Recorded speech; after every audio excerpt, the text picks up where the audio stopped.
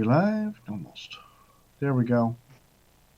Okay. One of my favorite shows, or one of my favorite music teams from a while ago, was called Technical Difficulties. Um, that's what we've been dealing with, and we just finally got everything straightened out. So, no opener, no song. I fought for the losing side. I'm still not convinced it was the wrong side. We'll just go with that. My name is Chad Lupkes. I'm a grassroots activist in North Seattle. I'd like to thank you for watching Uphill Media, and I'd like to thank their volunteer crew for producing this show. If you can, please go to patreon.com/uphillmedia to show your support. As we're talking, please use the hashtag ChadTalksWith and share the show on your social media feeds. Let's build the audience and help grow the show. Please like this video on Facebook, subscribe to the Uphill Media channel, and share this video link in your social media feeds. You are more than the audience. You are the revolution, and with your help, we will be televised. My goal for this series of shows is to engage, inspire, educate, and empower the activists who make up the political revolution in Washington State and around the country. Tonight's guest is actually from South Carolina. I'd like to first thank Michele Horne for being on so late at night. I think it's like 10 o'clock there or something. So thank you for staying up this late to talk for a half hour. We're going to be talking about the DemEnter Network, but first, Michele, go ahead and introduce yourself. Well, my name is Michele Horne, like you said. I'm always up this late, trust me. I work with Jason, who's 5 or 6 hours behind me, so, well, at least that far behind me. But anyway. Yeah, he's in Hawaii, so I think he's like 2 or 3 hours behind me. So, yeah, so I'm always up this late. So I'm usually just getting started about this time. Wow. Yeah. And today's been a busy day. Our state convention is coming up, so we are working hard here. Yeah, I've been in the chats. So we're going to be talking about the DemEnter Network and the DemEnter hashtag and what it means. Really quick, the DemEnter Network was founded by Jason Eno from Hawaii. And both Jason and Michele got first engaged in politics by the Sanders campaign. At least that's my understanding. Both of them were national delegates to Philadelphia. Both have since become precinct level officers and officers in the local and state Democratic parties. We've been walking the walk. Most delegates would know Michele from the delegates group that you created to help organize, educate, and generally prepare us for the national convention. And for many of us, if not most, it was our first convention.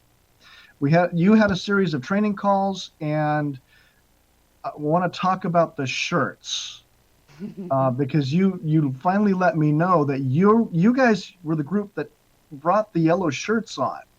Can you tell us where that idea came from? God, I think it was the guys in Colorado that were kicking the idea around first. And if it was Oregon or Washington, I'm sorry if I'm giving the wrong group the credit. We had so many people in there, and the shirts thing was about a 2-week ordeal getting anybody to agree. If you get like 3 Bernie supporters in a room, you'll get about 15 opinions. But we were gonna go with the green, and then we were like, they'll green screen us and they'll change a Bernie shirt into something else. So we changed it to that yellow color. So Yeah. of course then we wore them. I mean, we worked with a union printer in I think he was in New York. He may have been in Jersey, but and he actually shipped them to New York delegation's hotel. They sorted them and got them to all the different delegation hotels. And then, of course, we wore them to the convention center, and, Oregon that day was being quite rowdy. And Dennis Kucinich actually went and sat with them and wore one of our shirts. And that was actually Washington, and I've got a photo of you. Is it you? I've got a photo of him wearing the shirt, and I know where the shirt came from.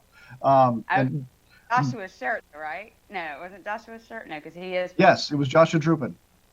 He never even got a chance to wear it. He just automatically gave it to the man, and he loved it.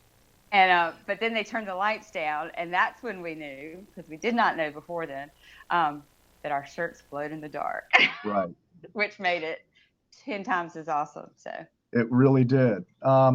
John, we've got a picture of one of the Washington delegates when she first realized that this was something that would glow in the dark. Can we bring that up? Because that the joy on her face is just a glory to behold. and There I she mean, is.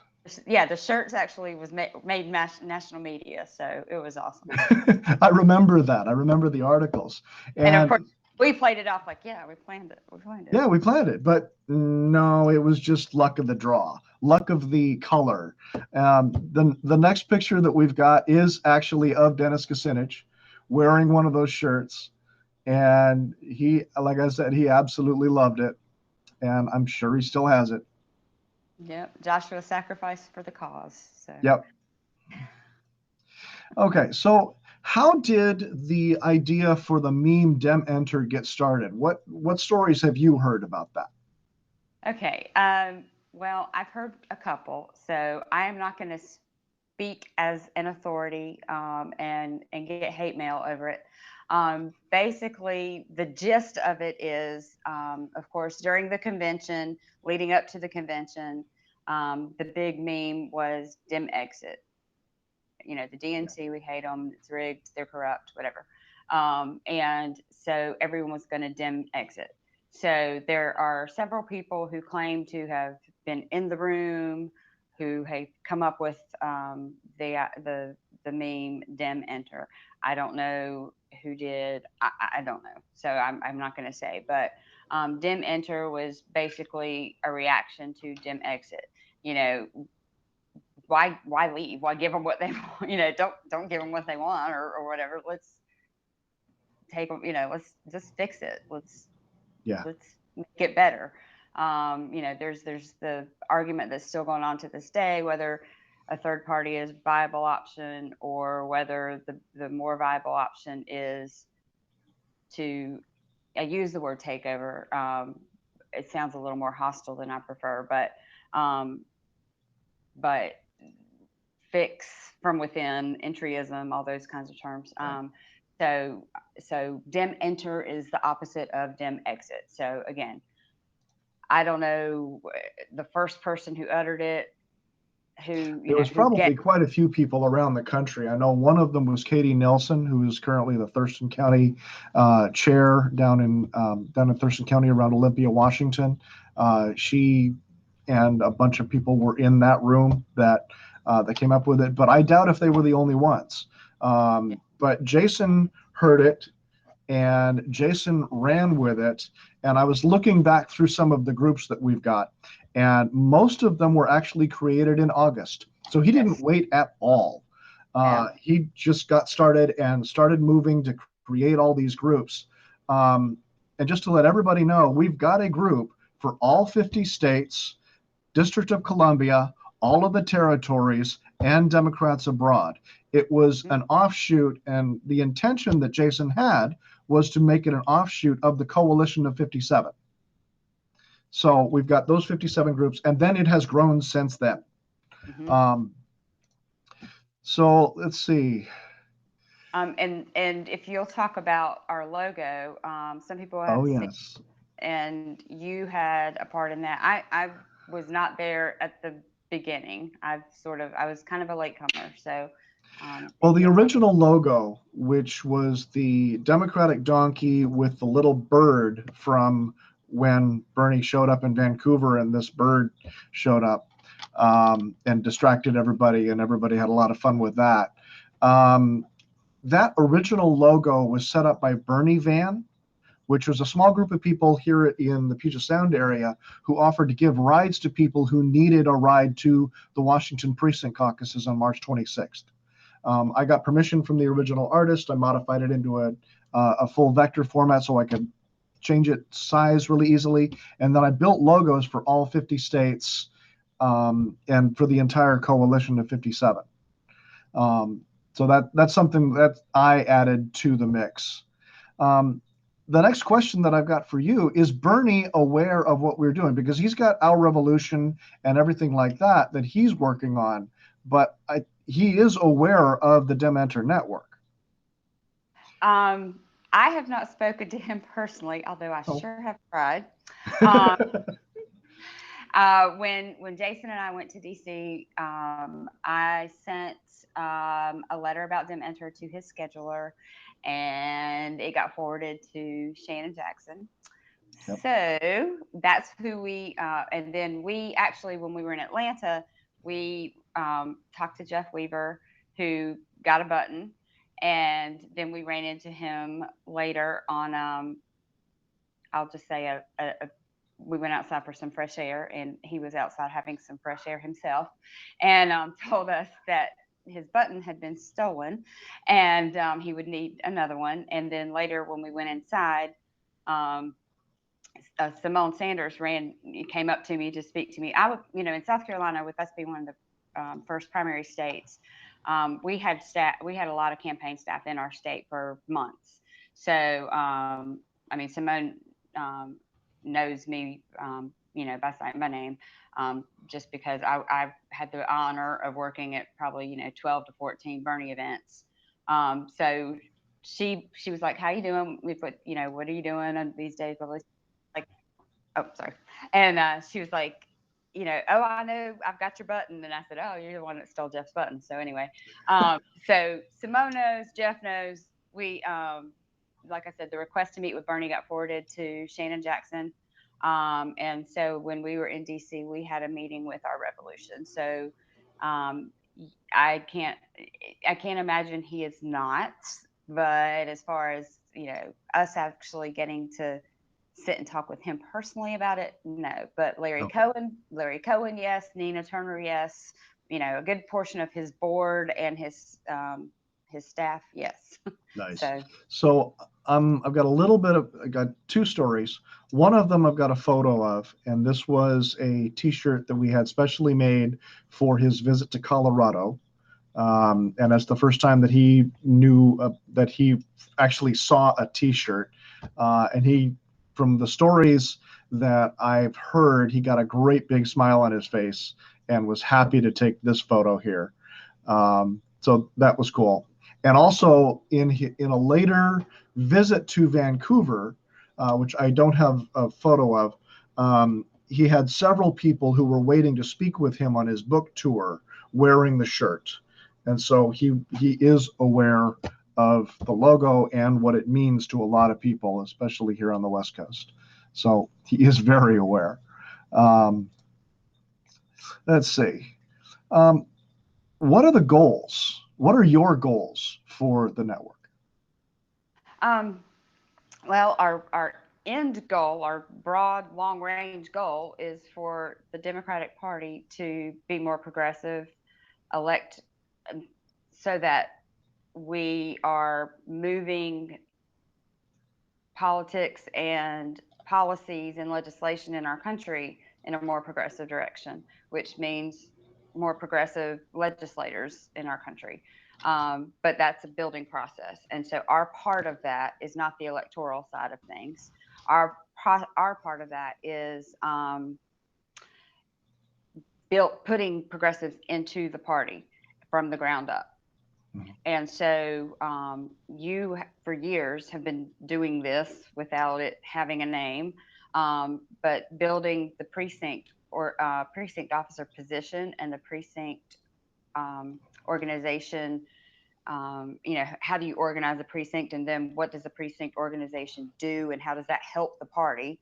And so, that's our first goal, is to fill precinct officer positions. In any county, anywhere in this country, with rare exceptions, almost half at least of the precinct officer positions are vacant at any given time. So that's our first step. Then to train people to, okay, now you've got the position. What does that mean? What do I do with it? And then what we also want to do is help people learn how the party operates, educate people about how the party functions, understand how to read and work within their bylaws, so that they can then become county officers, and then hopefully state officers, and we can start having our folks become the DNC. Instead of complaining about the DNC, we can be the DNC, and Right. then that's a big step of making it better too. Yeah, that was a big misconception that a lot of people had, that these people on the Democratic National Committee were just there, that they were appointed from above. They're not. They are elected from the county central committees, from the state central committees. Every state does it a little bit differently, but it is possible to work your way up to become a DNC member, even DNC chair, if you can get enough votes, like Keith tried to do.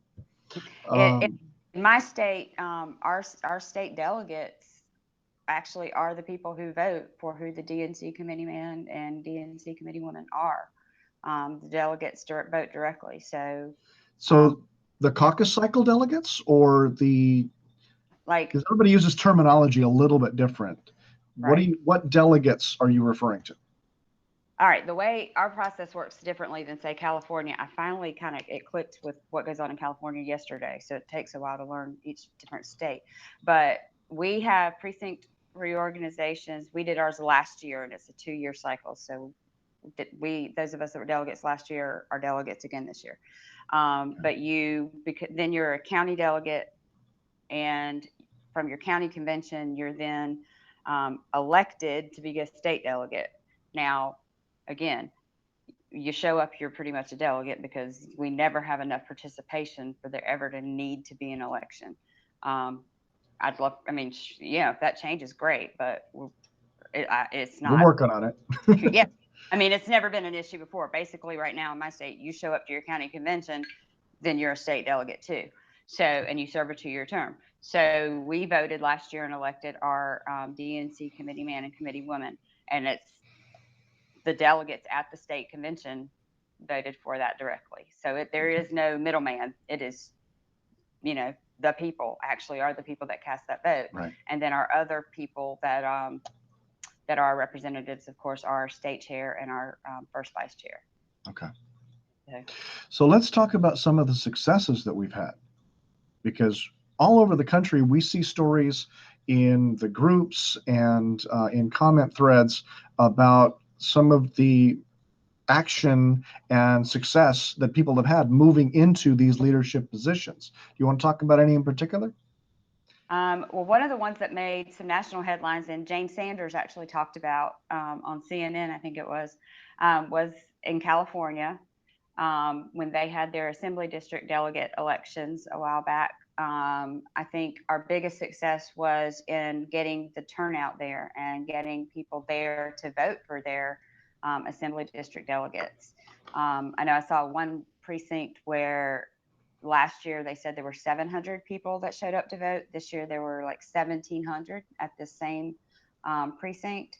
Nice. I think they voted on about 1,100 spots, and the progressives, now granted that term is getting ready to become one of the most overused words in our lexicon.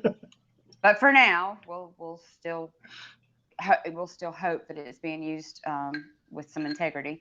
But over 600 of those slots were progressives. In fact, one of the people that was elected was our youngest Bernie delegate to the convention. She was 17 at the convention, and she was one of the assembly delegates elected.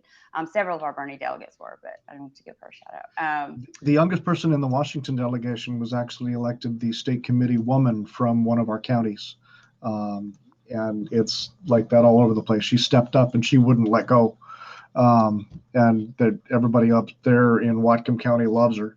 And let's see, the latest one that I saw was actually the chair of the Wyoming Democratic Party, who was a Bernie-crat who got elected state party chair. That was awesome to see. There's kind of an interesting story there. Their former chair is a member of our group, and was she running for she was running for one of the DNC officer positions, I believe, too. And I can't remember which one, but is that Sally? No, this is Anna. Anna, okay. but I think part of the controversy there in Wyoming was she claimed to have made some votes at the winter meeting that when the results were released, um, that did not turn out to have been the case. Okay. So, Okay. so So, you know, a lot. We're having a lot of success all over, and it's hard to go through and in a timely manner go through all of these because new ones come up that are posted in the group every single day. Um, and it's not just successes in being elected. It's people submitting resolutions, people changing rules to make things better, and it's happening from the precinct level up to the state level, all over the place. Um, but we're not just facing a lot of success, we're also facing a lot of challenges. Um, and not everyone has the intestinal fortitude to say too bad and keep showing up, but we have to. Do you want to talk about some of the challenges you've been facing? I know you're dealing something in South Carolina right now. Uh, um, we are like you're talking about a lot of what our folks, our DemEnter folks, are learning how to do is submit resolutions. The other thing that I think we're going to have to learn how to do is thwart resolutions. We have a rule change proposal that is being floated. Well, it's floated now because I put it out there, but that is trying to change our precinct reorganization process to between that and our county convention to have a nominating committee. And so basically, say you're a first time county convention goer and you show up and there is a slate of officers and it's a agenda item at the county convention and everybody just either votes for it or against it and that's it, and there's your county officers. No nominations from the floor, no input from county delegates other than either you approve or don't approve them, and that's it. Now, there are some nuances to it. Allegedly, you can, blah blah blah, but basically, it's a done deal before you get there. Now, we've got with Indivisible and groups like that, we've gone from 20 to 30 people a month at our meetings to upwards of 80 and 100 yes, I'm new seeing the people. same thing in Washington.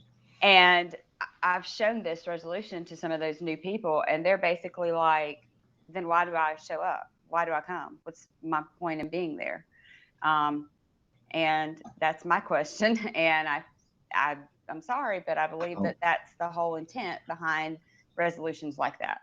Yeah, Is well, I can give an answer to that. Why should they show up? They show up so they can thwart efforts like this, so they can stop rule changes like this, so that the next person that comes in behind them has a welcoming party that wants to listen to them. That's why we stick around. That's what I've been trying to do since 2003.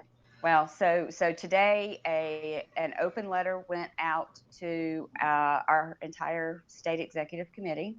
Several people have signed on to the letter, including Susan Yarborough Smith, who is running for state chair.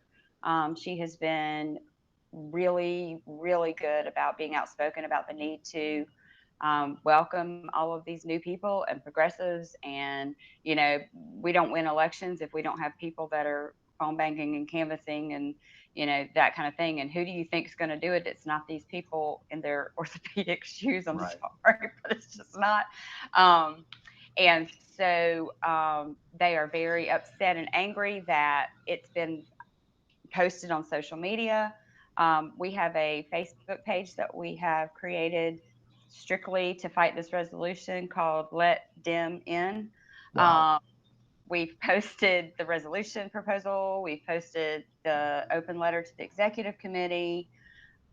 We've had some discussions with some national DNC members for some guidance and how to fight this. There, things like that. And they are shocked. They are also shocked that we organized and we worked with some other organizations to get the word out to people on how to become alternates to the convention. They didn't see any of this coming, and they are angry and they're scared. And they are frantically rearranging those deck chairs on the Titanic. And Well, and this is in a state where they are not used to having anybody ask any questions. People just show up and go through the motions, and they don't know what to do. And we may not win what we're looking to win this convention, but watching the reaction gives me quite a bit of hope. So. on YouTube, and we do have some questions for that.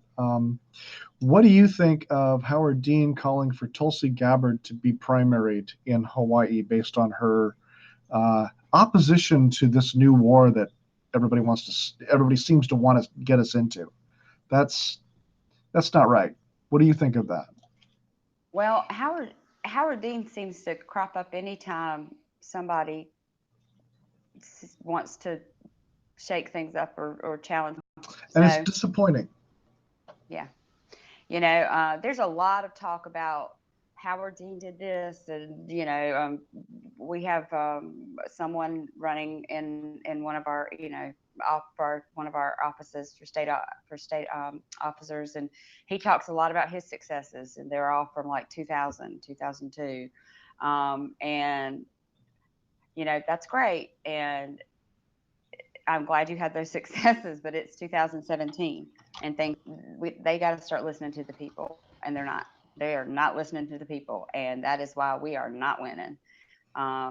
We only had 46 of 170 seats challenged in South Carolina last year. That's how many were even contested. And we didn't win 46 seats. That's how many were even contested in our state. That's crazy. Yeah, it's 23%. But that's typical. That's typical of the Democratic Party that we've seen over the last 10 years. It's like, oh, we'll just let the national level do their thing, and we'll give them lots of money. And it just pisses me off. Well, we got rid of Mick Mulvaney, and now he's everybody's problem. But they're spending their time on resolutions that is disenfranchising their own voters instead of figuring out a way to run more candidates and win elections. And our roads are killing people. We don't have Medicaid expansion.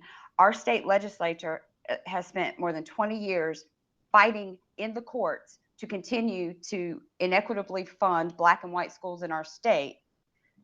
And they're fighting, trying to keep people like me and from participating in the process. That's where their energy is spent.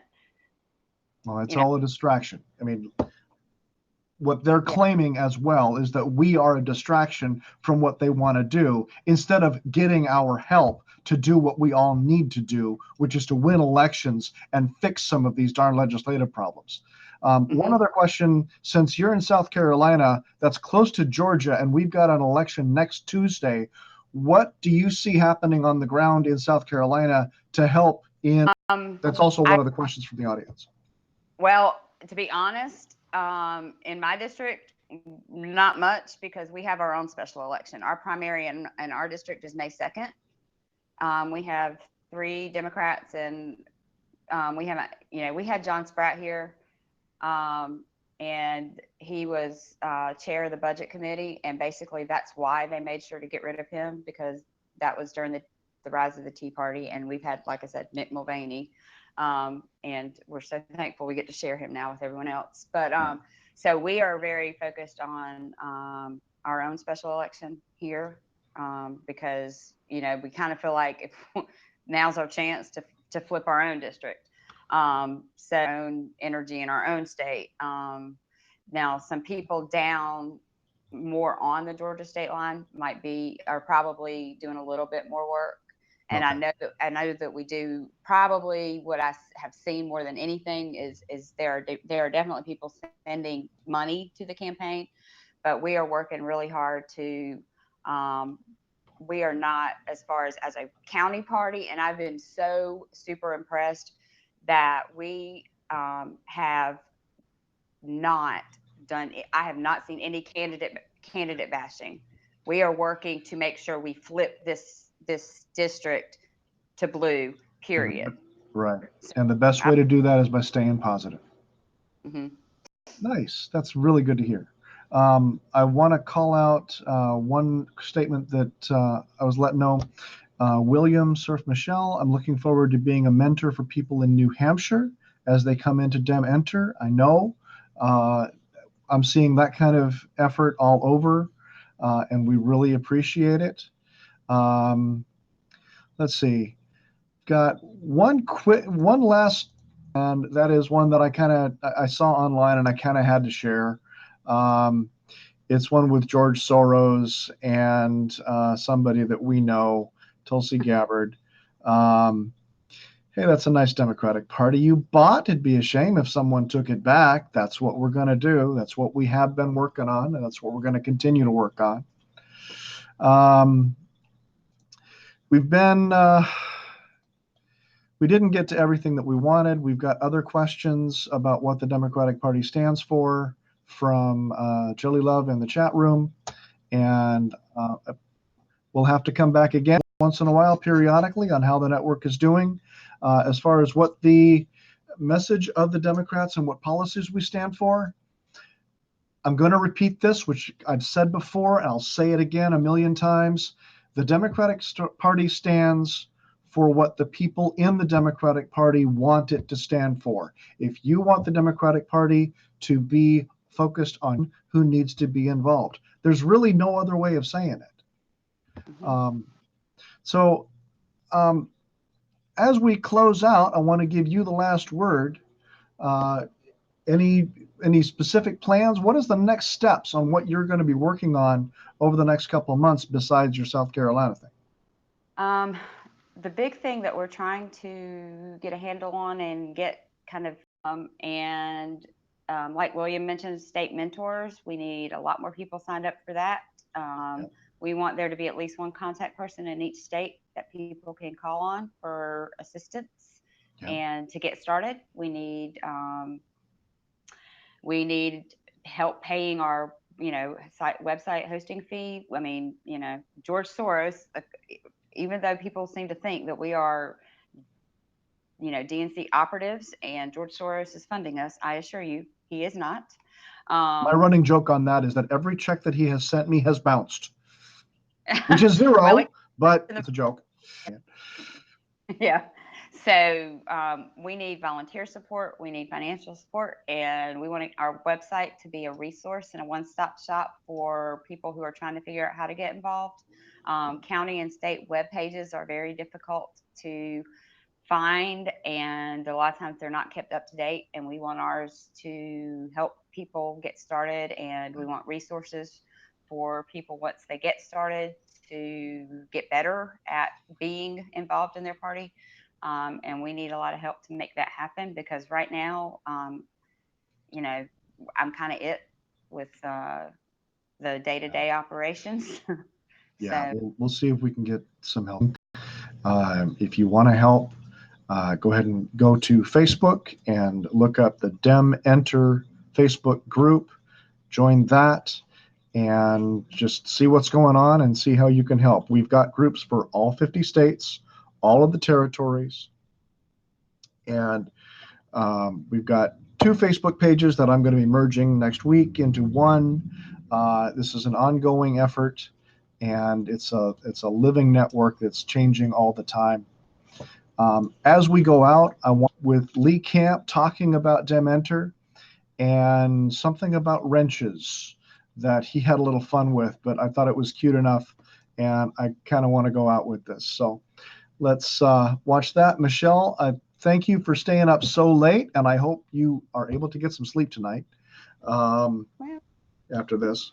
But we'll be on again, and we'll get an update, and we will continue to spread the message. I have been DemEnter since 2003. Hard workers like you on board. thank you So, for all your. all right. So, John, let's play that video on the way out, and we'll call it a week, and we'll see you next week.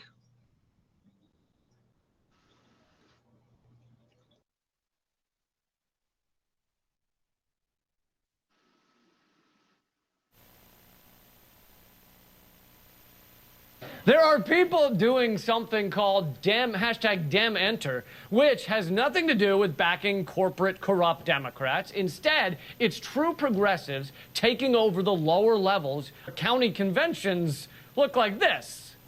All right? It's like eight grumpy people wearing muted colors. So if you show up with like 12 true progressives, you can take over the whole fucking thing. You can really throw a wrench in the gears. And by throw a wrench in the gears, I mean remove the wrench that corporate Democrats have thrown into the gears of a piece. So you'd take out that crappy wrench and you'd put in like a cool, radical wrench into the gears. Or maybe replace the gears altogether with good gears, you know, and you wouldn't need I mean, you'd still need a wrench because you're building gears, but there'd be a wrench involved, but it wouldn't, you get the point.